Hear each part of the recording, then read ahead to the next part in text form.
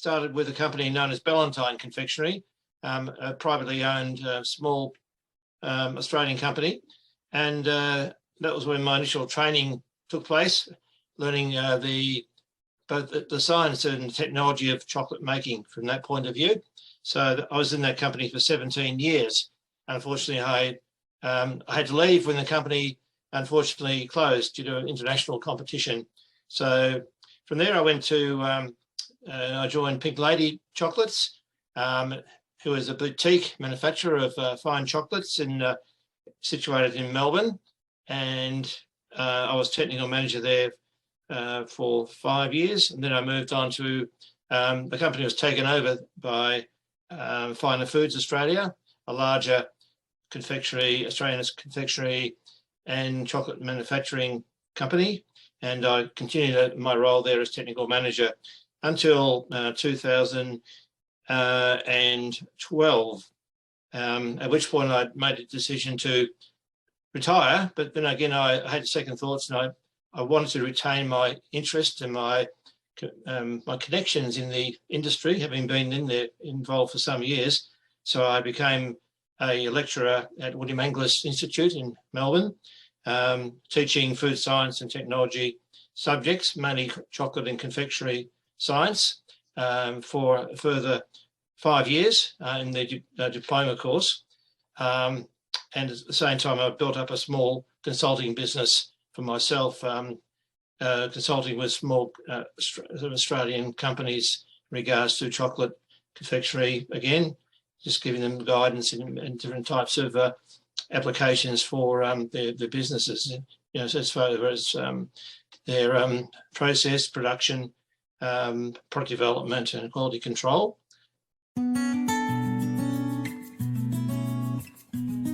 Actually presenting short industry chocolate courses, manufacturing courses for local industry. So it's there actually where I met Lynn Janke, and beyond, that was back in 2013, 14, thereabouts. And we continued our association beyond that. Lynn would often call me and ask me for advice on matters concerning chocolate processing at that stage, because she'd done the course, and obviously at that stage the company was in its its nemesis, as it were, just starting out. So I helped her and also Chris in answering some of their queries as regards processing and chocolate equipment at that early stage of the proceedings. I come from a background of knowledge of both the small manufacturer and the large manufacturer, having worked with companies of different size and dimension. So Charley to me was a very certainly a opportunity to get in, as it were, on the ground floor to assist Lynn and Chris at that stage, and hopefully pass on some of my knowledge that might be of use and helpful to them.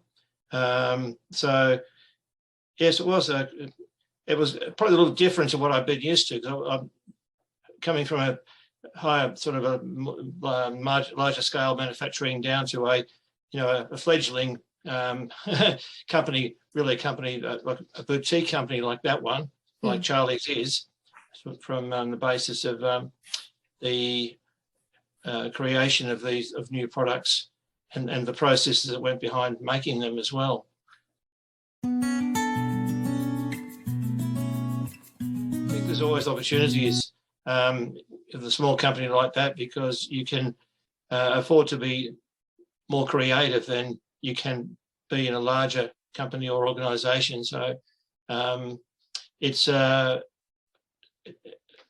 see it as a potential and opportunities there are there once a company gets established, which they are doing now in that boutique market with the block or the bar type products, chocolate products, the single origin and the various variations to those, with the value adding of other ingredients, particularly ones that are grown here in Australia, also obviously in far north Queensland, more particularly.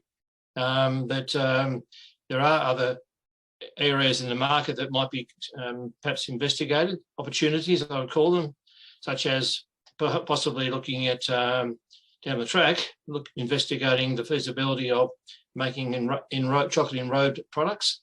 So, for example, chocolate-coated macadamias or chocolate-coated Australian ginger would be ways of actually promoting the use of Charley's milk and dark chocolate as a coating for these Australian-grown. A lot of chocolates are, of course, sold for gifting, and many products of that type are often presented as enrobed products, because you can actually like place them in a gift box or in a tray, and it just gives an extra appeal as a gifting opportunity.